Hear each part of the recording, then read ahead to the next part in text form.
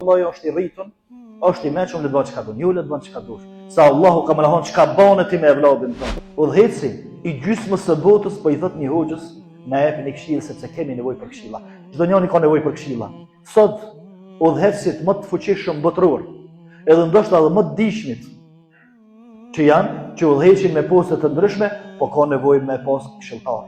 1, 2, 5, 10, 20 e më tepër. Pse? A nuk është i mençur ai?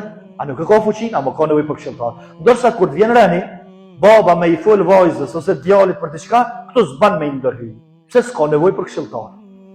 Ai pas ka nevojë atje për këshilltar, ndërsa ky fëmijë që është në kupën e adoleshencës, edhe që Allah nuk ka filluar me i kuptu gjëna drejt, jo këto s'bën prek. S'bën me ndërhyj. Fëmijës nuk bën me ndërhyj. Ama atë kryetarit, e kryeministit, e mbretit, e udhëhecit, e thuje ç'a dush, duhet me këshillu. Këto s'po bëj ka me këshillu. A e shihni prapshtin? A e shihni prapshtin që mundohen me na instalu edhe neve si musliman.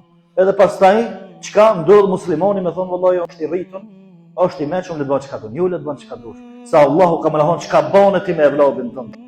Çka bane ti me evladin tonë?